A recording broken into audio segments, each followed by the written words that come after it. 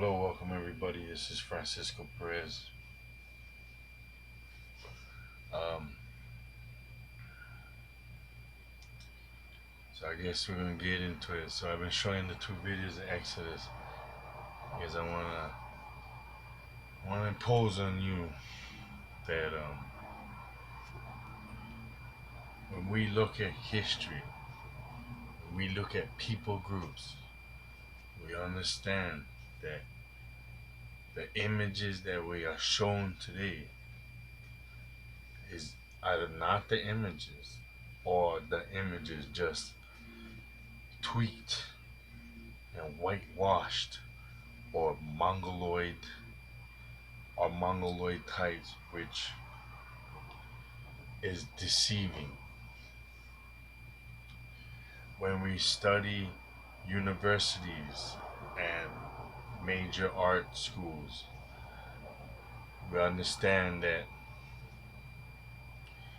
these students and teachers and archaeologists go out to these spots where these archaeological evidence lays or is stored, and they paint over it.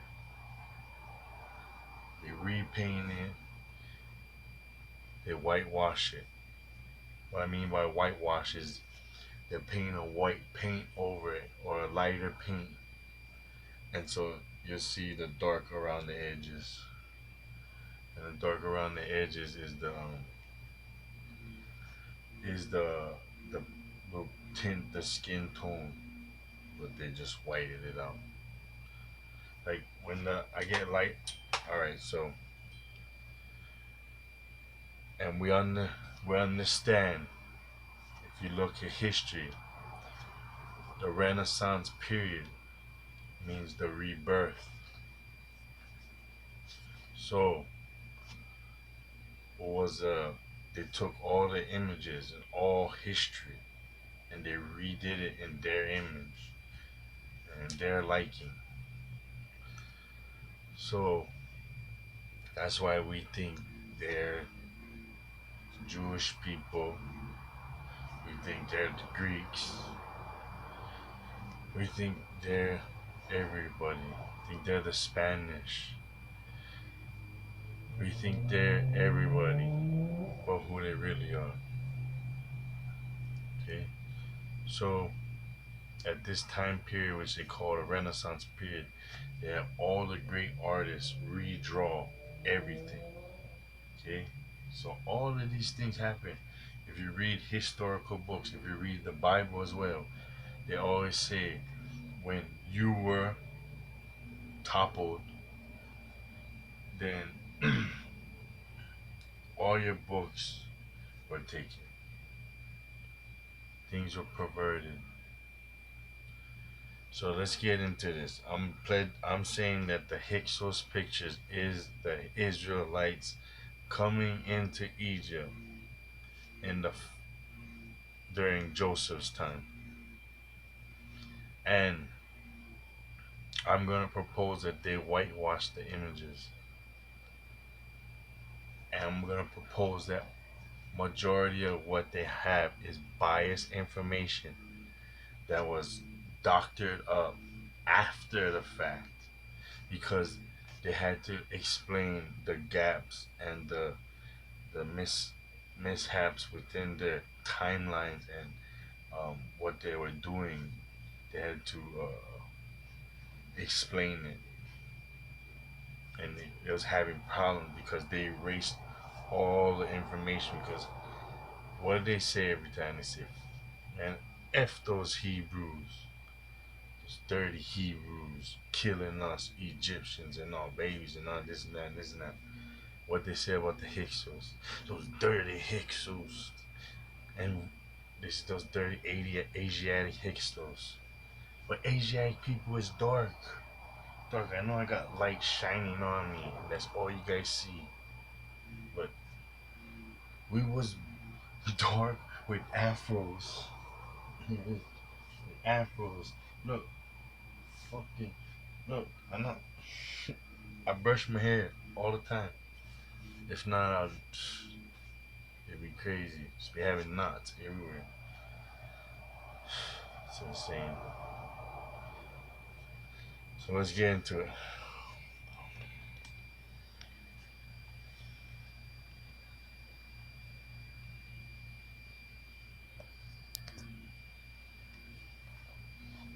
Fair use. All of that period, 1730 BC, and this empire of the Hyksos, or I call it the Amorite Empire of the West. So we all know that the Amorite is actually the Amorite people, the Arabian people. So the so when they're saying they're the Amorite, we understand what kind of game they're playing because we read all of the we read all of the material that says, oh, these Canaanites, oh, these Phoenicians, oh, these this and that, not even naming us right, and with all the evidence they have, with all the historical data they have, they continue this name calling about us when they know who we are. Lasted for about 200 years. The Arabians never had afros, so get off there. Oh, but they have beards. Oh well, many people have beards. Having a beard is not a way in. Doesn't mean you're an Israelite or that you're Hebrew from the Asiatic peoples that came into Egypt and did these things. Doesn't mean because you have beard that they whitewashed it and they made the beards. And I'll show you in the picture when it comes up. From 1730 to 1550 BC. Now, during that time, so 1730 to 1550 BC. So now if you look at the timeline, you can obviously say, they're not exactly accurate on the timelines. So you can give and take, 25 years or so. Let's just keep it at that range, okay? Because they already perverted when they say the Exodus was. The Exodus they say was at 1200s. But we understand now that the Exodus happened around around 1570, right? And what are they saying about the Hyksos? The Hyksos was there from 1700s to 1570. These things lining up, but we just don't see it. Joseph dies at 1590. So that's only 20 years before the so-called Hyksos, which just means foreign kings, were driven out. So 20 years after he dies, which the dates are not exactly accurate, but they fall in line. they ruled, and Manetho uh, gives them about 3 dynasties.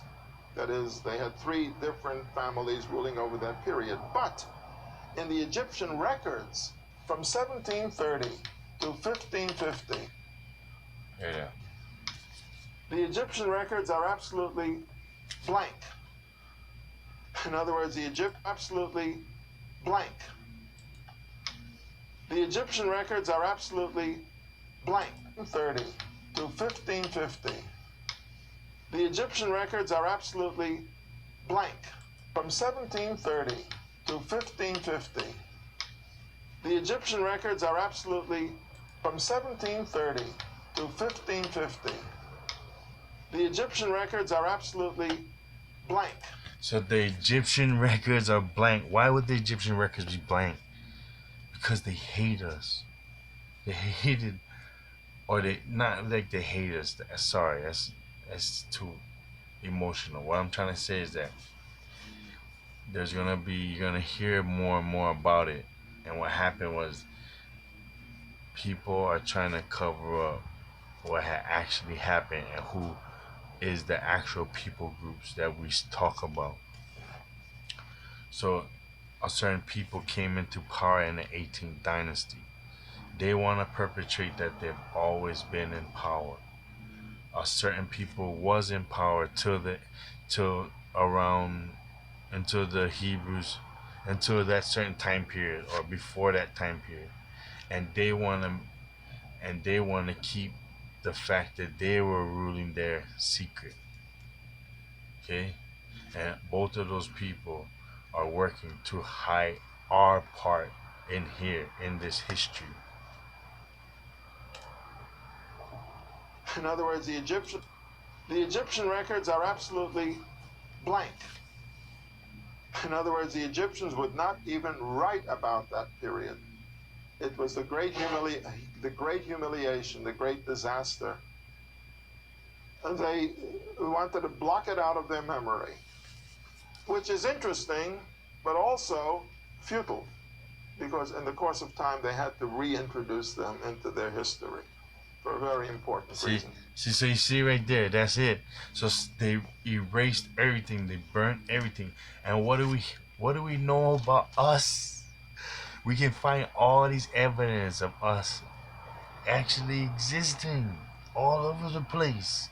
And what do we know that the first thing they did was conquer us, take our records and everything that showed us and destroyed them.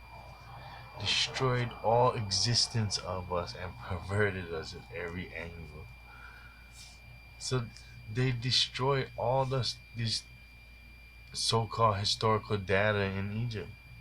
And then they said, oops, we got to reinvent some data to fit so that we can explain to people about these damn demons, these damn Asiatics, these damn this, that.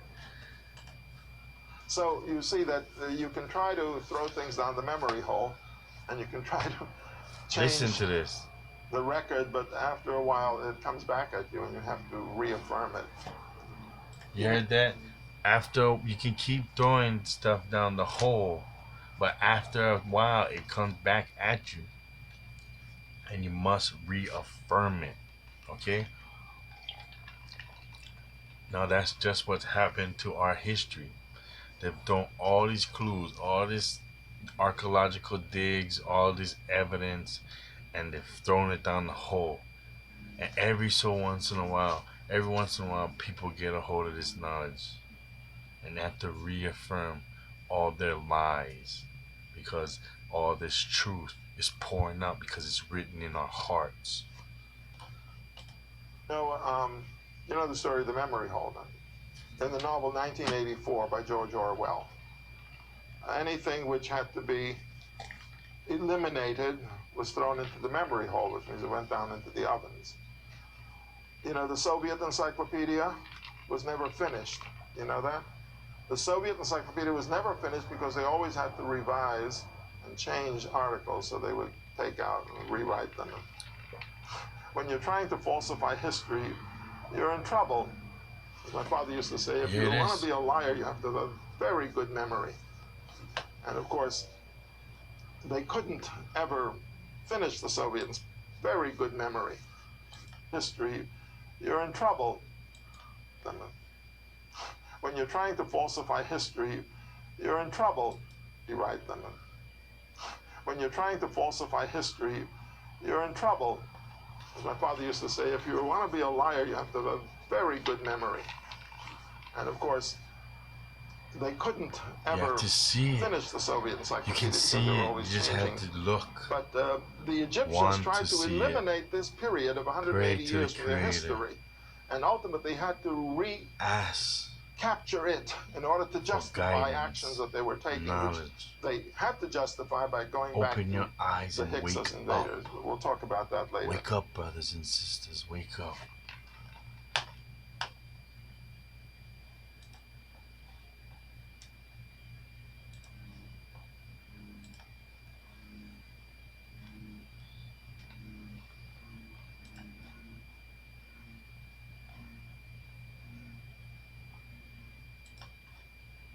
Basis of how we validate truth wisdom and understanding, our Torah teaches us that our father Abraham came out of Sumer.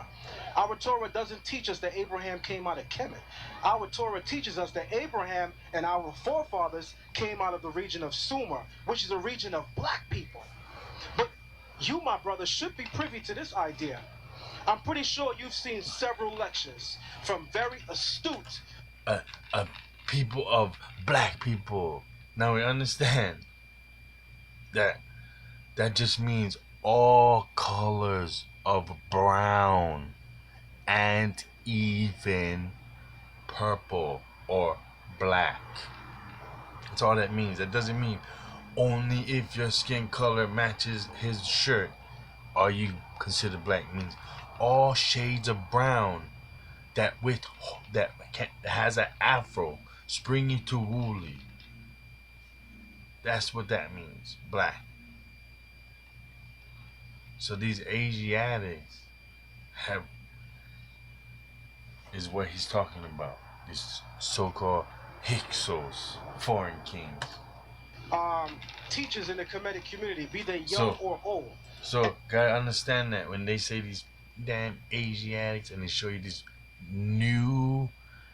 new white pictures of people that look just like you, a little tweaked up, a little manipulated.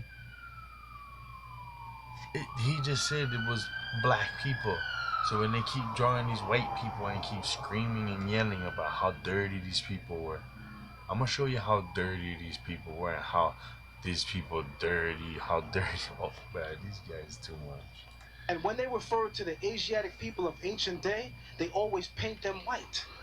This is the same thing White. that the European man does Same when thing he that the looks at Kemet. European Even man though we does. all know that Kemet is black, and even paint them white. This is the same Paint them white. astute teachers in the Kemetic community, be they young or Paint them. old. Tell them. And when Tell they them, refer bro. to the Asiatic people of ancient day, they always paint them white.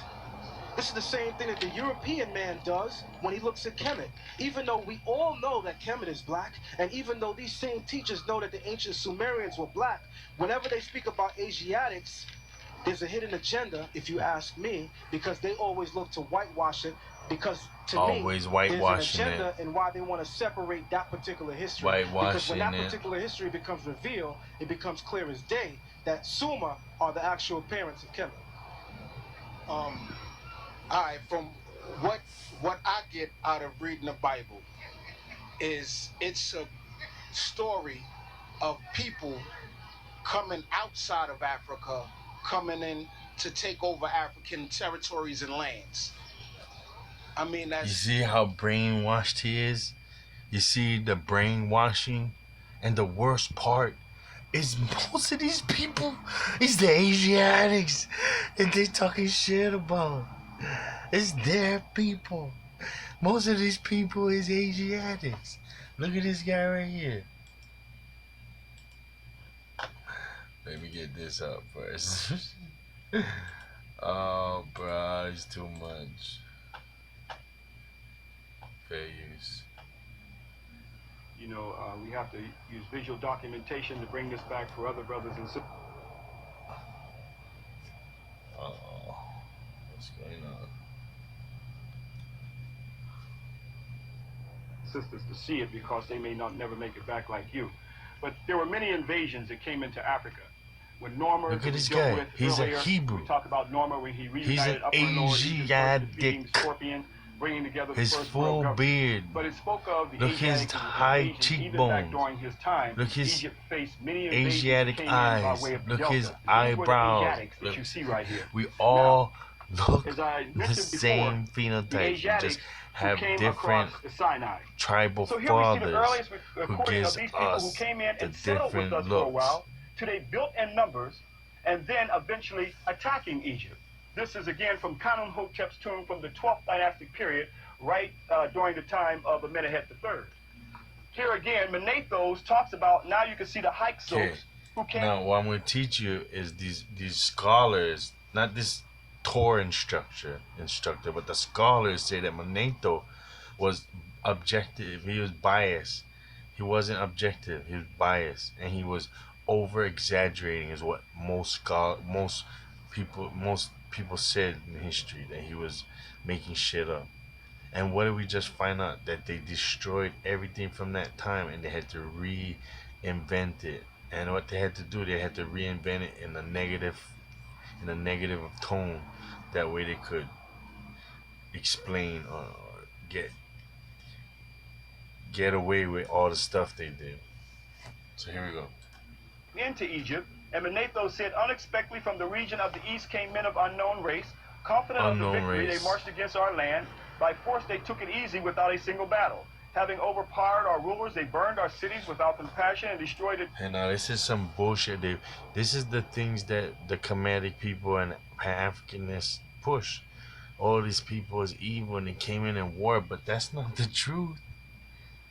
You want to know why the Egyptians let them in? This is why the Egyptians let them in.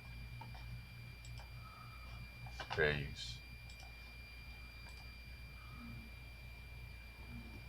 Dry as the Sahara Desert.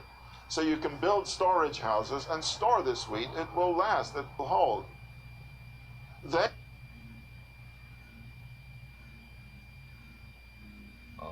here we go.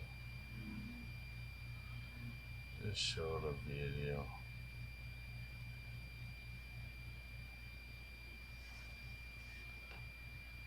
Let's suppose that you're writing a really important email to a colleague. Serious. Or a post on...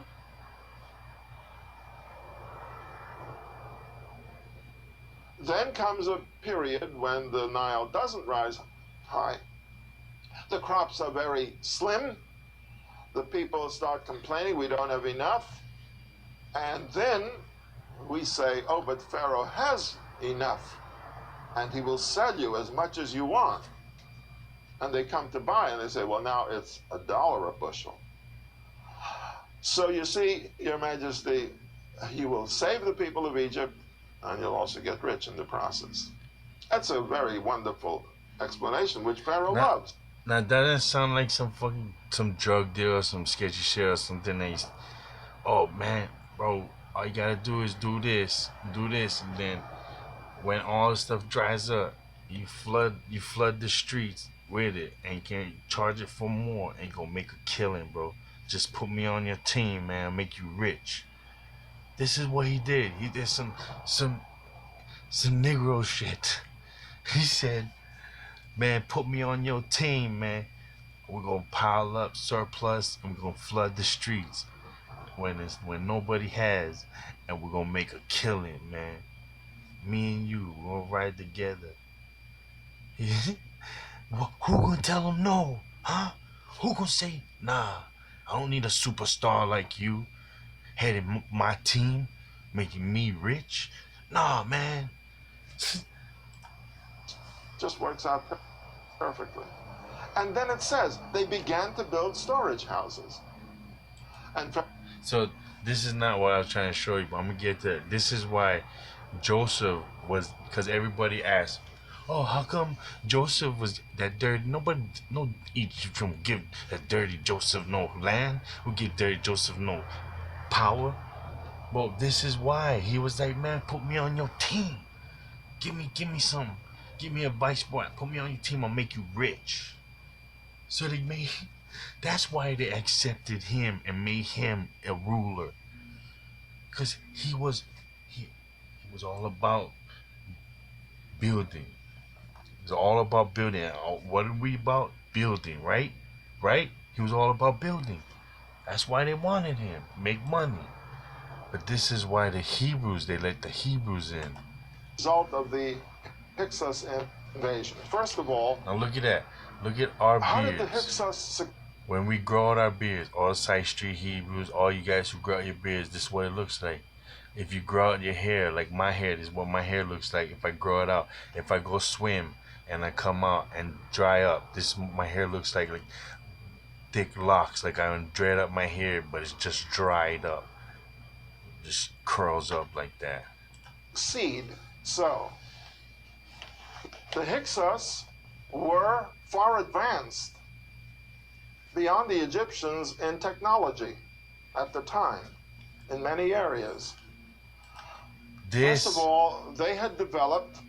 See, they didn't come in warring. They came in as friends because Abraham had came earth hundreds of years earlier. I can show you that. And they they came in with better technology, and so the Egyptian was like, yeah, these people got some good technology, man, from the Sumerian, from these Asiatic civilizations. They got some badass war technology. They're war chariots. The two-wheeled war chariot. What's interesting about that? Now you gotta understand, they had a four-wheel chariot, so they couldn't take turns like they. It's like big and like a big truck instead of a sports car or a drifter. And we had a bow that had bone in it, Well, the or the two-wheeled ram horn, chariot the ram is a horn. very maneuverable vehicle. The Egyptians had four-wheeled wagons. It's not the same thing. The two-wheeled chariot was designed for war. Armored, bronze armor, and of course, swift movement and turning radius and so on. The other thing that they had developed was the great weapon of that time, and that was the laminated bow. And they were the first to develop it. The laminated bow is a bow which was made of strips of wood and strips of horn. So strips of wood You then and make horn, layers, and you strips glue of it wood, strips of together. horn, glue them together, and then you curve and you shape your bow, carve it. And what's the difference? The difference is that a laminated bow with horn, layers of horn in between the wood glued together, is powerful. I mean, it has almost the strength of spring steel. And of course, it has tremendous power. And with a laminated bow, you can shoot 3 times the distance of an ordinary wooden bow, whatever wooden bow would have been used. Now, they came in with these advanced weapons. And So they had advanced weaponry. They had advanced war chariots. The designs for these chariots, and they were willing to give it to them if they would help them survive the famine going on. of course, came in aggressively. The Egyptians didn't have proper defense against that. And not only that, but the chariot was so new to the Egyptians that the word for chariot in Egyptian is the Hebrew word for chariot. In other words, they got the vehicle, they got the name. Merkabah, right. And that's how you know that this is true, because even the name of the chariot in Egyptian is Hebrew. And we understand when you receive certain customs, you keep certain names, or it's just a mild evolution change. It's around the similar name, just like how the Japanese people have 500 Hebrew words in their lexicon. And that was the secret of the swift Hyksos conquest of Egypt. They came in with advanced weapons. They were aggressive. They were No, fast. Joseph got them in there. And then the Pharaoh let them move into Avaris and Goshen, where these people are, where Joseph was, where the Hyksos, they say the Hyksos was. Yet they destroyed all the information. Yet you're gonna find out that in in Alvarez they'll find Joseph's pendants for rulership. Where are we at?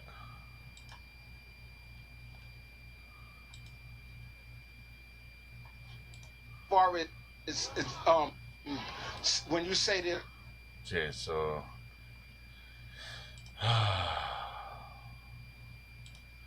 This dynasty is in the south. It's called Upper Egypt. And dynasties 13.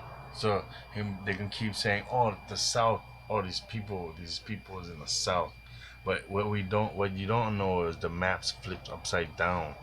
So when these people are saying the South in ancient times, they mean what we currently know as the North. So everything lines up. But when you're reading it out of context, you don't understand and you say silly stuff like, oh, it's not true. It doesn't exist. And 14 run concurrently with the 15th and 16th dynasties in the north. So you've got stories at both ends of Egypt here. We're going to look first of all at this one briefly in the south because it sets up a couple of things that will be of interest to us. For one thing, this seems to introduce a time in which the pharaoh is no longer a hereditary office, at least in the south.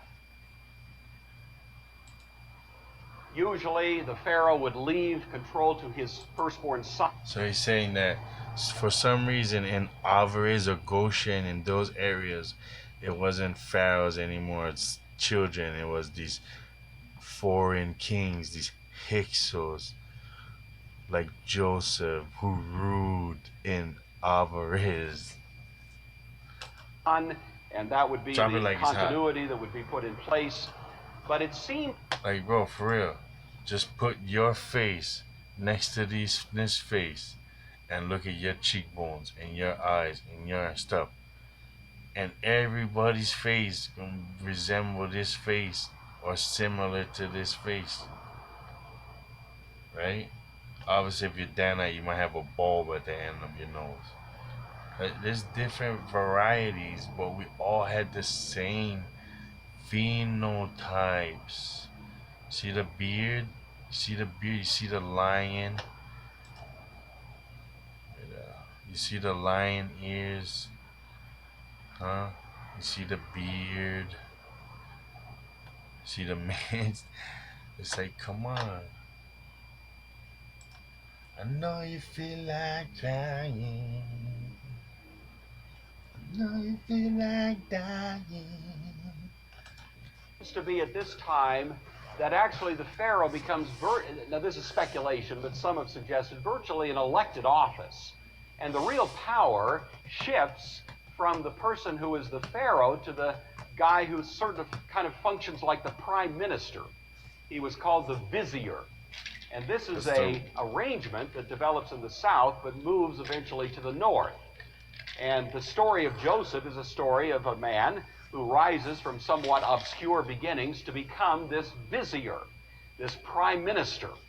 That's the only way really to properly interpret the story, is to see Joseph. And Joseph becomes the prime minister in 1670, right? And Joseph was born in the 1700, right?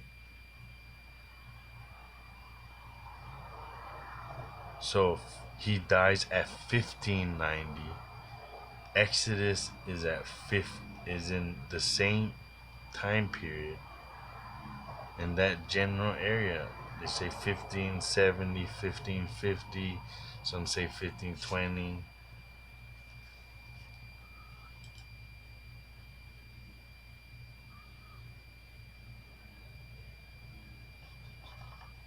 I know you feel like crying.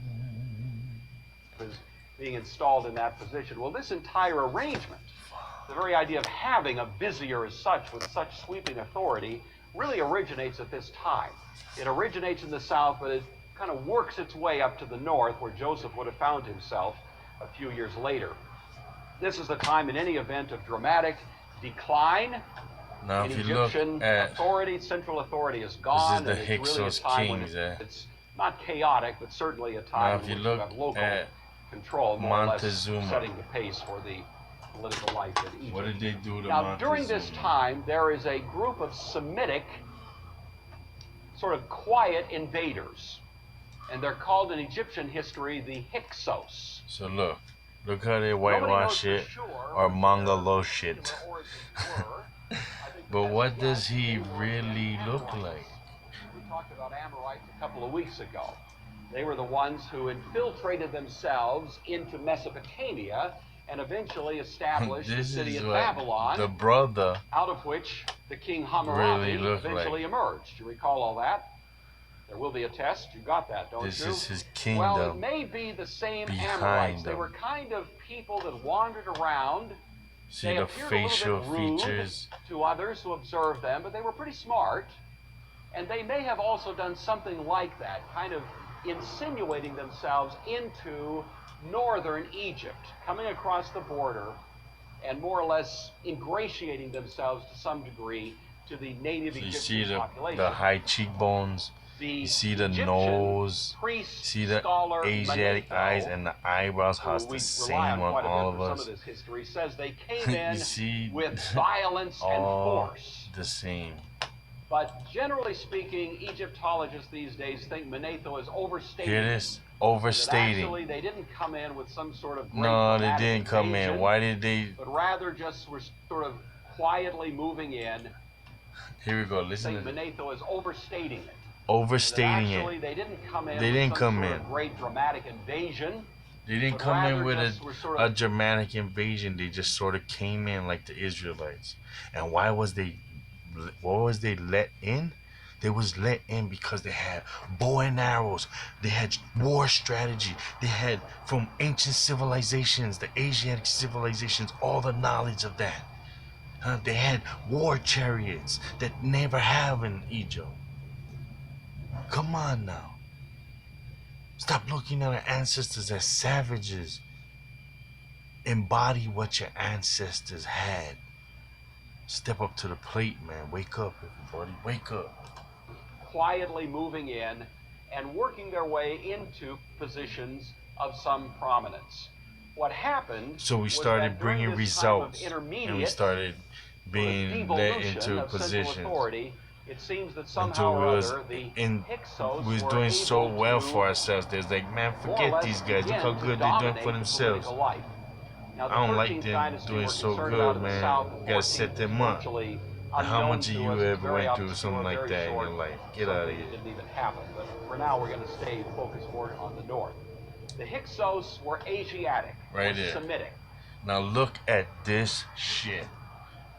Now tell me that this shit isn't whitewashed. Look at this, huh? Look at that. This is the true image, right? This face on that, yeah. But look what they sell you. They sell you this face. They sell you these faces and you bite the fish hook like a freaking frog.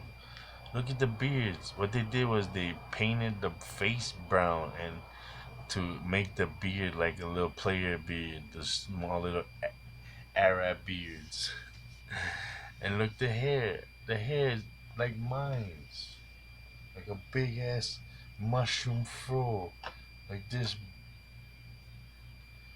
statue. Oh, my hair is so tangled. You see this crap? You see that? You see how this is so whitewashed? They make them look Arab because they want to hide who the people group is, and they want to. Oh no, that's the Arabs. Oh no, that's the Jewish Ashkenazi, right? Right, but what? Let me see what else I can find. Let me see what else can I find. But you know, if you look up, you can see before and after pictures where they show you the hieroglyphs when they were dark still yet, right? So they show you, see like this picture right here. This would be like you. So if you sat side by side, this would look just like you, but it's whitewashed and the nose is made pointier, so they give them a different phenotype. These are just whitewashed images. It resembles you, but not so really. So yeah, they had to paint it to make it look. See over here, they painted around here to downplay the afro because they're trying to make, because the Arabs don't have afros. See how they painted the beard to make it look super small when you have a lion's beard, a lion's mane. See how these are brown? I don't know, but you know how, we can go through all of this shit and we can find some good ones.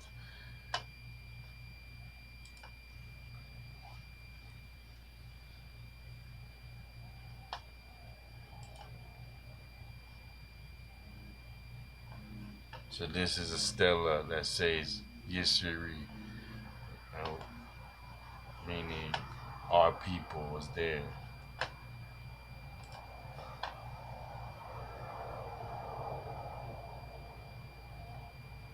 I know I got something else on here.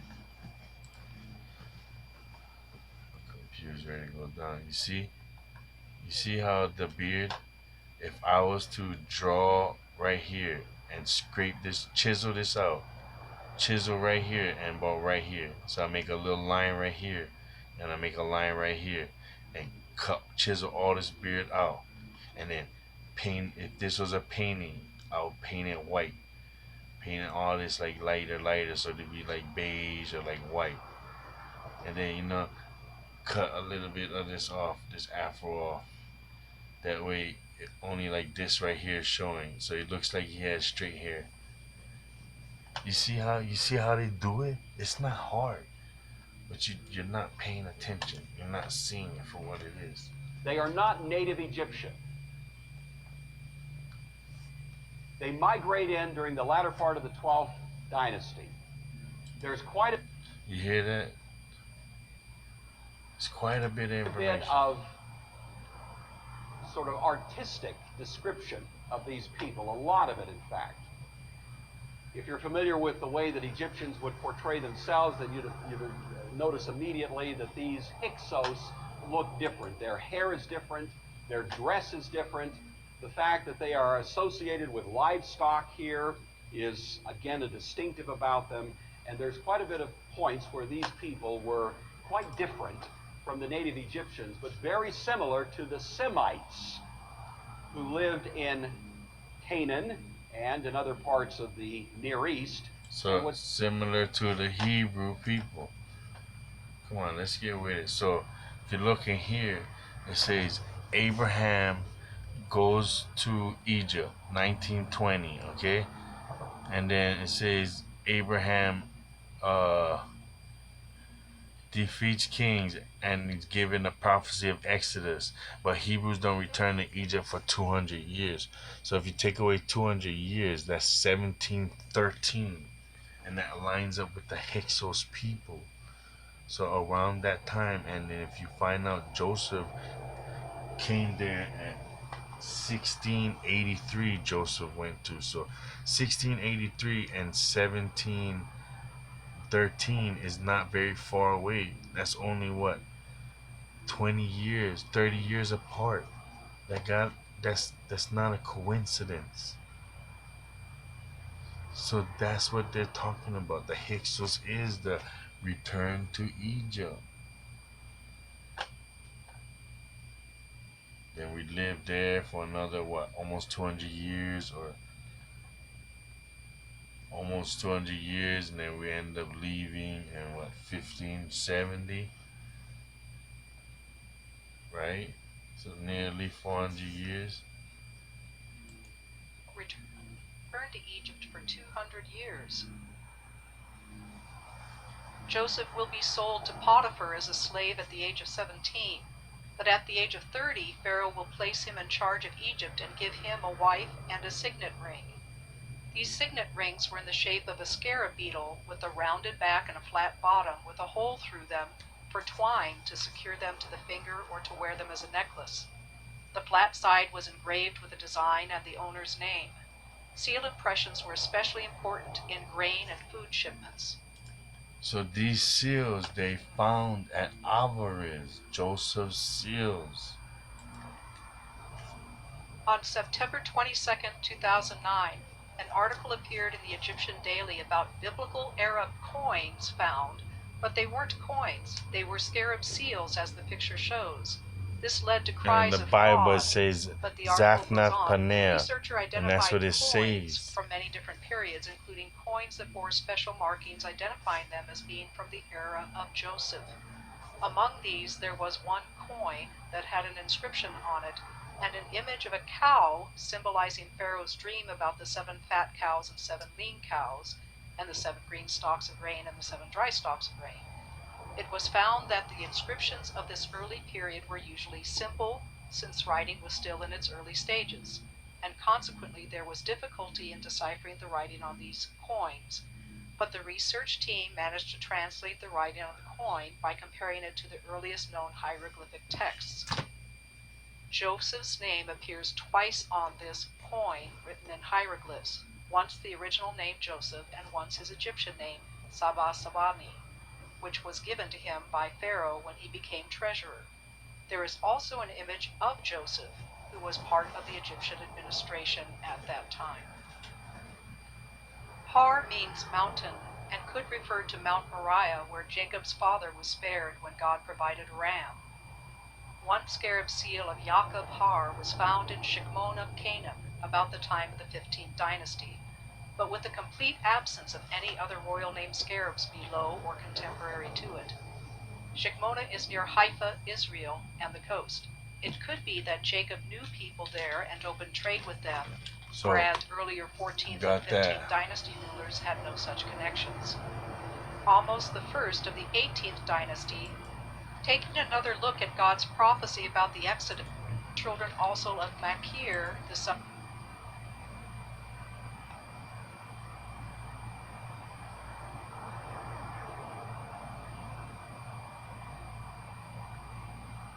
So see how they're perverting the timelines already?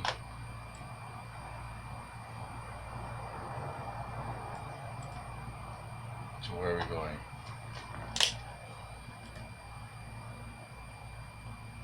Yehudia, which means the Jewish ruin, for some reason. That's the name of it. Tel al-Yehudia, which means the Jewish ruin, for some reason. That's the name of it. Tel al-Yehudia, the ruin of the Jews. I think it may be related to some biblical.